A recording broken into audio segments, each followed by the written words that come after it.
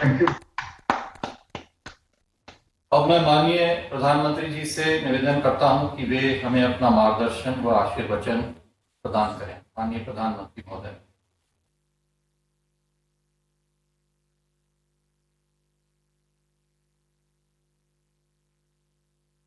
वित्त मंत्री निर्मला जी, केंद्रीय मंत्रिमंडल के मेरे अन्य सहयोगी गण, आरबीआई गवर्नर,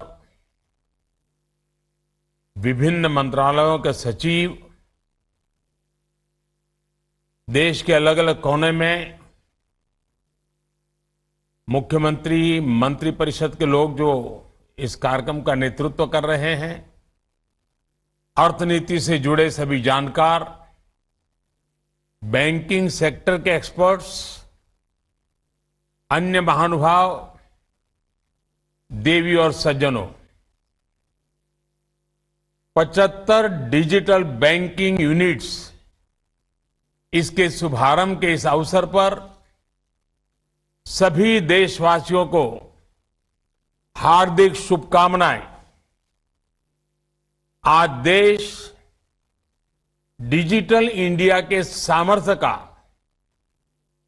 फिर एक बार साक्षी बन रहा है। आज 75 डिजिटल बैंकिंग यूनिट्स देश के 75 जिलों में धरातल पर उतर रही है। मैं इस मिशन से जुड़े सभी लोगों, हमारे बैंकिंग सेक्टर को, हमारे आरबीआई को बहुत बहुत बधाई देता हूं। साथियों, भारत के सामान्य मानवी के जीवन को आसान बनाने का जो अभियान देश में चल रहा है, डिजिटल बैंकिंग यूनिट्स उस दिशा में एक और बड़ा कदम है। ये सिर्फ एक ऐसी विशेष बैंकिंग व्यवस्था है जो मिनिमम डिजिटल इंफ्रास्ट्रक्चर से मैक्सिमम सेवाएं देने का काम करेगी। ये सेवाएं कागजी लिखापट्टी और झंझटों से मुक्त होगी और पहले से कहीं ज्यादा आसान होगी। यानी इनमें सुविधा होगी और एक मजबूत डिजिटल बैंकिंग सुरक्षा भी होगी।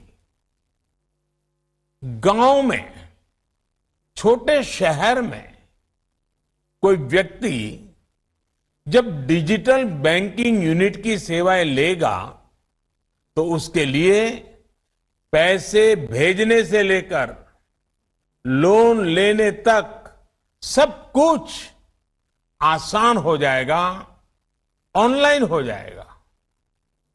आप कल्पना करिए, एक जमाने में जब एक ग्रामीण को, हमारे गांव के नागरिक को, एक गरीब को छोटी छोटी बैंकिंग सेवाओं के लिए संघर्ष करना पड़ता था, उसके लिए ये एक बहुत बड़ा कदम हुआ करता था। लेकिन आज बहुत आसानी से इस बदलाव को वो जीने के लिए आनंदित हो जाएगा, उत्साहित हो जाएगा।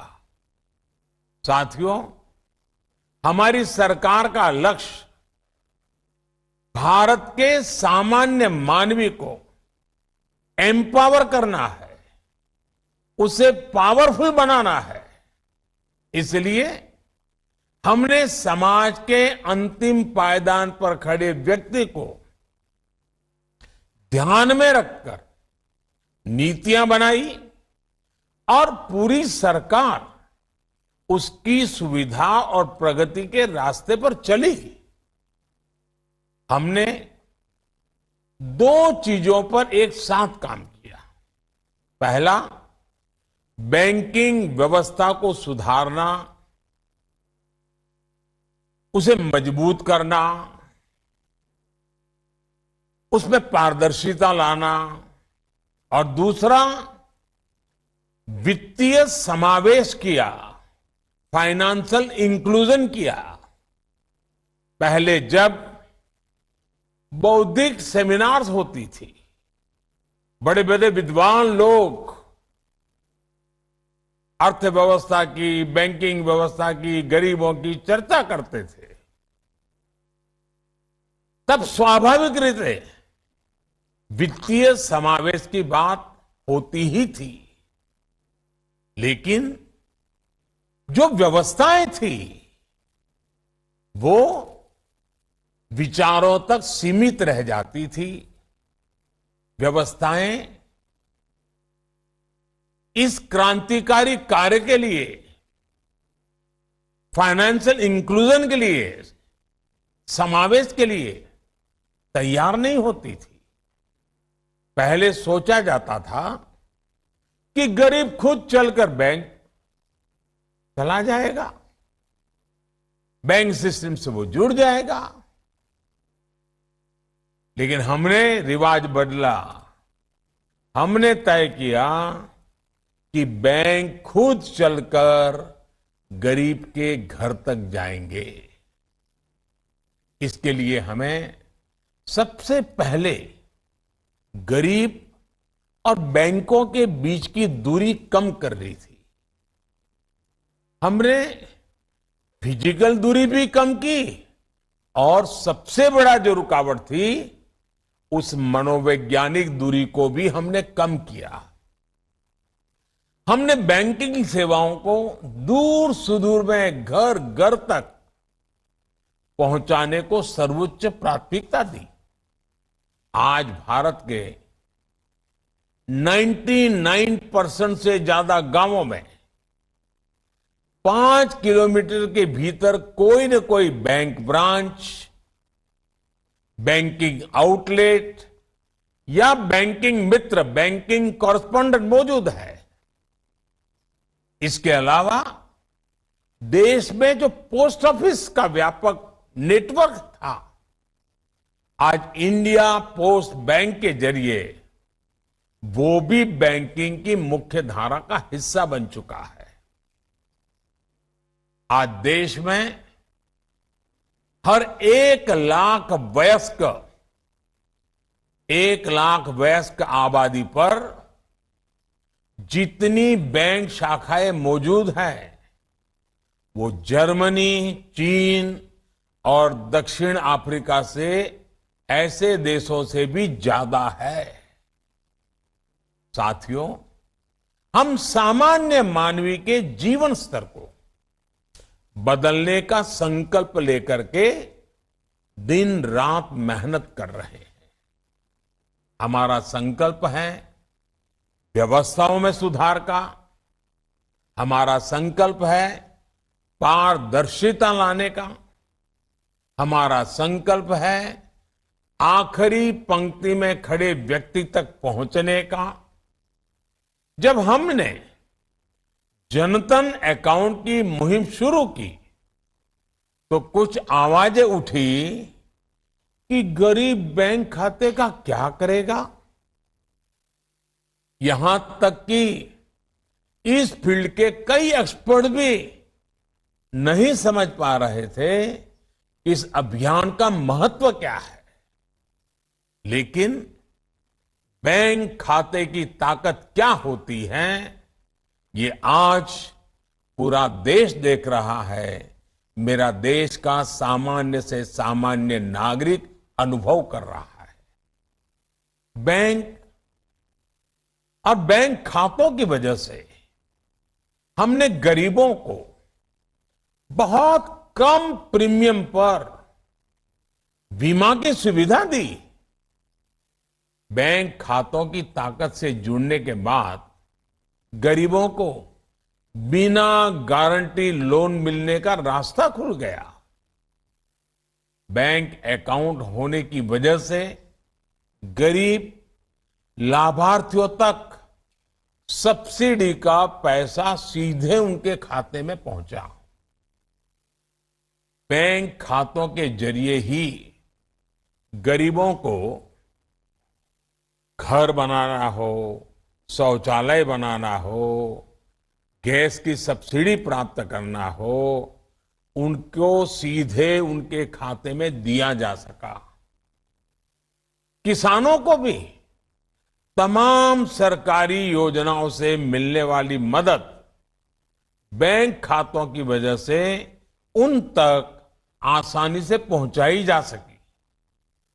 और जब कोरोना महामारी का दौर आया तब सीधे गरीब के बैंक अकाउंट में, माताओं बहनों के बैंक अकाउंट में सीधा पैसा पहुंचाया गया। बैंक खातों की वजह से हमारे रेहड़ी पटरी वाले भाई बहनों के लिए स्वनिधि योजना भी शुरू होगा पाई। जबकि उसी दौरान विकसित देशों तक को इस काम में मुश्किलें पेश आ रही थी। आपने सुना होगा, अभी अभी आईएमएफ ने भारत के डिजिटल बैंकिंग इंफ्रास्ट्रक्चर की भूरी भूरी प्रशंसा की है। इसका श्रेय भारत के गरीबों, भारत के किसानों और भारत के मजदूरों को जाता है, जिन्होंने नई तकनीकों को हिम्मत के साथ, समझ के साथ अपनाया, उसे अपने जीवन का हिस्सा बनाया। साथियों, वित्तीय भागीदारी जब डिजिटल भागीदारी से जुड़ जाती है तो संभावनाओं का एक नया विश्व खुलने लग जाता है। यूपीआई जैसा बड़ा उदाहरण हमारे सामने है और भारत इसके लिए गर्व करता है। यूपीआई अपने तरह की दुनिया की पहली टेक्नोलॉजी है, लेकिन भारत में आप इसे शहर से लेकर गांव तक, शोरूम हो या सब्जी का ठेला, हर जगह आप उसे देख सकते हैं। यूपीआई के साथ ही अब देश के जन सामान्य के हाथों में रुपे कार्ड की ताकत भी है। एक समय था जब क्रेडिट या डेबिट कार्ड एक एलिट व्यवस्था मानी जाती है, बड़े समाज के रईसों की व्यवस्था मानी जाती थी। कार्ड भी विदेशी होते थे, उन्हें इस्तेमाल करने वाले भी बहुत गिने चुने लोग होते थे और उनका इस्तेमाल भी वैसी ही चुनिंदा जगहों पर ही होता था। लेकिन आज भारत में 70 करोड़ से ज्यादा रुपे कार्ड सामान्य मानवी के पास है। आज भारत का स्वदेशी रुपे कार्ड दुनिया भर में स्वीकार किया जा रहा है। टेक्नोलॉजी और इकोनॉमी का ये जोड़ एक और गरीब की गरिमा और मध्यम वर्ग को बहुत बड़ी ताकत दे रहा है, तो साथ ही देश के डिजिटल डिवाइड को, उसे भी खत्म कर रहा है। साथियों, जैम यानी जनधन, आधार और मोबाइल की त्रिशक्ति ने मिलकर एक बड़ी बीमारी का इलाज भी किया है। ये बीमारी है भ्रष्टाचार की बीमारी है। पैसे ऊपर से चलते थे, लेकिन गरीब तक पहुंचते पहुंचते गायब हो जाते थे। लेकिन अब डायरेक्ट बेनिफिट ट्रांसफर यानी डीबीटी के जरिए पैसा जिसके नाम से निकलता है उसके खाते में पहुंचता है, उसी समय पहुंचता है। अलग अलग योजनाओं में अब तक डीबीटी के जरिए 25 लाख करोड़ रुपए से ज्यादा की राशि ट्रांसफर की जा चुकी है। और कल देश के करोड़ों किसानों को वैसे ही 2,000 रुपए वाली किस्त भेजने वाला हूं। भाइयों और बहनों, भारत की इस डीबीटी और डिजिटल ताकत को आज पूरी दुनिया सराह रही है। हमें इसे आज एक ग्लोबल मॉडल के रूप में देखा जा रहा है। वर्ल्ड बैंक तो अब यहां तक कह रहा है कि भारत डिजिटाइजेशन के जरिए सामाजिक सुरक्षा निश्चित करने के मामले में लीडर बन चुका है। टेक्नोलॉजी वर्ल्ड के सफलतम लोग भी, टेक्नोलॉजी की दुनिया के जो महारथी हैं, वे लोग भी भारत की इस व्यवस्था की भरपूर सराहना कर रहे हैं। उसकी सफलता से वे स्वयं भी अचंभित है। भाइयों और बहनों, आप कल्पना करिए, जब डिजिटल भागीदारी और आर्थिक भागीदारी की इतनी ताकत है, तो दोनों की 100% क्षमता के इस्तेमाल से हम अपने देश को किस ऊंचाई तक ले जा सकते हैं। इसलिए आज फिनटेक भारत की नीतियों के, भारत के प्रयासों के केंद्र में है और भविष्य को दिशा दे रहा है। डिजिटल बैंकिंग यूनिट्स फिनटेक के इस सामर्थ्य को नया विस्तार देगी। जनधन खातों ने अगर देश में फाइनेंशियल इंक्लूजन की नींव रखी थी, तो फिनटेक फाइनेंशियल रिवॉल्यूशन का आधार तैयार करेंगे। साथियों, अभी हाल ही में भारत सरकार ने ब्लॉकचेन टेक्नोलॉजी पर आधारित डिजिटल करेंसी शुरू करने की घोषणा भी की है। आने वाले समय में डिजिटल करेंसी हो या आज के समय में डिजिटल ट्रांजैक्शंस, अर्थव्यवस्था के अलावा भी इनसे कई अहम पहलू जुड़े हैं। उदाहरण के तौर पर करेंसी छापने में जो खर्च आता है, देश का वो पैसा बचता है। करेंसी के लिए पेपर और इंक हमें विदेशों से मंगाते हैं। डिजिटल इकोनॉमी के जरिए हम इससे भी बच रहे हैं। ये एक अलग तरह से आत्मनिर्भर भारत में भारत की बैंकिंग सेक्टर का, हमारे आरबीआई का बहुत बड़ा योगदान मैं मानता हूं। साथ ही कागज की खपत कम होने से पर्यावरण को भी एक बड़ा लाभ होगा। साथियों, बैंकिंग आज वित्तीय लेन देन से कहीं आगे बढ़कर गुड गवर्नेंस और बेटर सर्विस डिलीवरी का भी एक माध्यम बन चुकी है।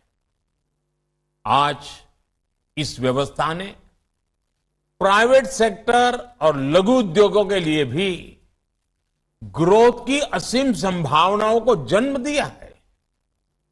आज भारत में ऐसा शायद ही कोई क्षेत्र हो जिसमें टेक्नोलॉजी के जरिए प्रोडक्ट और सर्विस डिलीवरी एक नया स्टार्टअप इकोसिस्टम न बन रहा हो।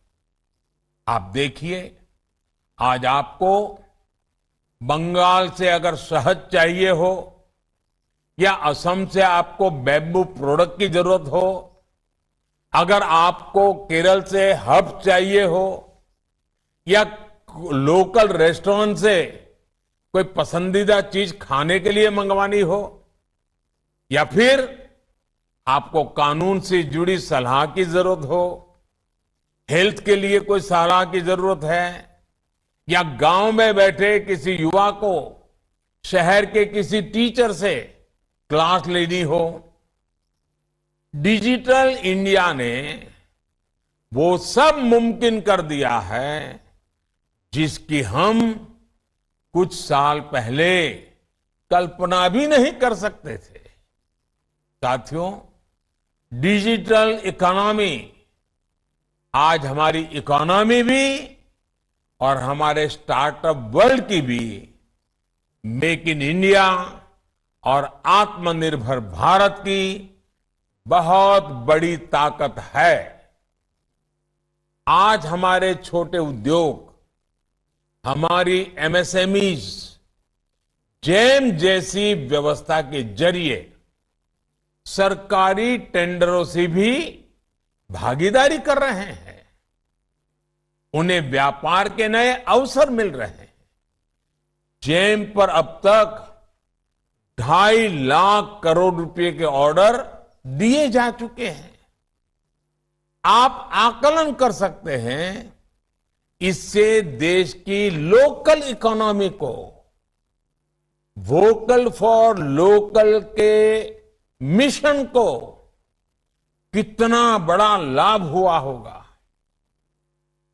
डिजिटल बैंकिंग यूनिट्स के जरिए इस दिशा में अब कई और नए अवसर पैदा होंगे। हमें इस दिशा में इनोवेशन करने होंगे। नई सोच के साथ नए अवसरों का स्वागत करना होगा। साथियों, किसी भी देश की अर्थव्यवस्था उतनी ही प्रगतिशील होती है जितना वहां का बैंकिंग सिस्टम मजबूत होता है। आज भारत की इकोनॉमी एक निरंतरता के साथ आगे बढ़ रही है। ये इसलिए मुमकिन हो रहा है क्योंकि इन 8 वर्षों में देश 2014 के पहले वाले फोन बैंकिंग सिस्टम से डिजिटल बैंकिंग पर शिफ्ट हो गया है। 2014 से पहले की फोन बैंकिंग आप लोगों को भली भांति याद होगा और समझ गए होंगे। बैंकों को ऊपर से फोन आता था और तय होता था कि बैंक कैसे काम करें, किसे पैसे दें। इस फोन बैंकिंग राजनीति ने बैंकों को असुरक्षित कर दिया, गड्ढे में उतार दिया, देश की अर्थव्यवस्था को असुरक्षित कर दिया था। हजारों करोड़ के घोटालों के बीच निरंतर घोटाले ही घोटाले की खबरें आया करती थी। लेकिन अब डिजिटल बैंकिंग से सब पारदर्शी तरीके से चल रहा है। हमने एनपीए की पहचान के लिए पारदर्शिता लाने की दिशा में काम किया। लाखों करोड़ रुपए बैंकिंग व्यवस्था में वापस आए। हमने बैंकों को रिकैपिटलाइज किया। विलफुल डिफॉल्टर्स के खिलाफ एक्शन लिया। प्रिवेंशन ऑफ करप्शन एक्ट में भी सुधार किया गया। एनपीए से जुड़े मुद्दों को सुलझाने में आईबीसी की मदद में तेजी लाई गई। हमने लोन के लिए भी टेक्नोलॉजी और एनालिटिक्स के इस्तेमाल को बढ़ावा दिया, जिससे एक पारदर्शी और वैज्ञानिक व्यवस्था खड़ी हो सके। बैंकों के मर्जर जैसे महत्वपूर्ण निर्णय पॉलिसी पैरालिसिस के शिकार थे, देश ने उन्हें भी उतनी ही मजबूती से निर्णय किए, कदम उठाए। आज निर्णयों के नतीजे देश के सामने हैं, दुनिया सराहना कर रही है। डिजिटल बैंकिंग यूनिट जैसी नई शुरुआत और फिनटेक के इनोवेटिव इस्तेमाल के जरिए अब बैंकिंग व्यवस्था के लिए एक नई सेल्फ ड्रिवन मैकेनिज्म तैयार हो रहा है। हम इससे उपभोक्ताओं के लिए जितनी ऑटोनॉमी है, बैंकों के लिए भी उतनी ही सुविधा और पारदर्शिता है। मैं चाहूंगा इस तरह की व्यवस्थाओं को कैसे और व्यापक बनाया जाए, कैसे इसे लार्ज स्केल पर आगे बढ़ाया जाए, इस दिशा में सभी स्टेक होल्डर्स काम करें। हमारे सभी बैंक ज्यादा से ज्यादा लोगों को डिजिटल व्यवस्थाओं से जोड़ने का टारगेट रखे।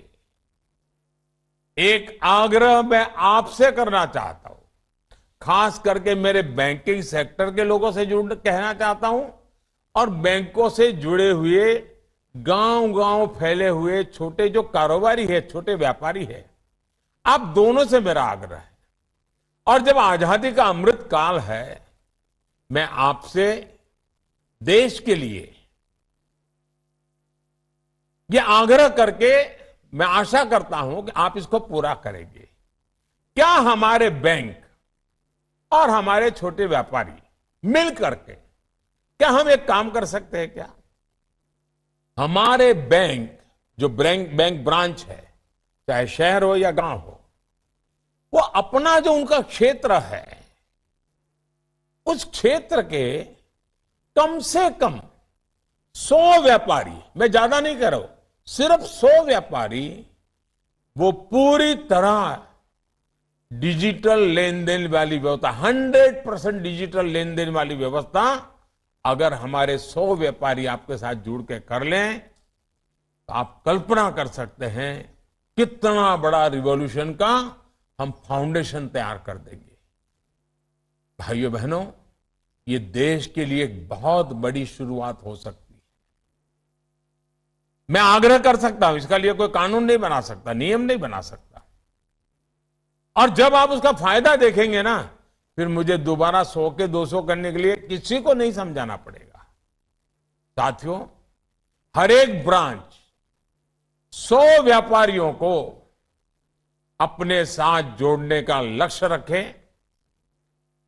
आज जनधन अकाउंट की जो सफलता है ना, उसका मूल कारण बैंक ब्रांच में बैठे हुए हमारे छोटे मोटे जो साथी है, हमारे मुलाजिम है, उन्होंने उस समय जो मेहनत की, गरीब की झोपड़ी तक जाते थे, सैटरडे संडे भी काम करते थे, उसके कारण जनधन सफल हुआ। उस समय जिन जिन बैंक के हमारे साथियों ने जनधन को सफल किया, आज देश उसकी ताकत देख रहा है। अगर आज जो बैंकिंग व्यवस्था को देखते हैं, जो ब्रांच को संभालते हैं, वो अपने क्षेत्र के, अपनी बैंक के कमांड एरिया के 100 व्यापारियों को प्रेरित करें, एजुकेट करें, उनको जोड़ें, आप एक बहुत बड़े रिवॉल्यूशन के नेतृत्व आपके हाथ में होगा। मुझे विश्वास है ये शुरुआत हमारे बैंकिंग सिस्टम और इकोनॉमी को एक ऐसे मुकाम पर ले जाएगा जो फ्यूचर रेडी होगा और ग्लोबल इकोनॉमी को लीड करने की काबिलियत रखेगा।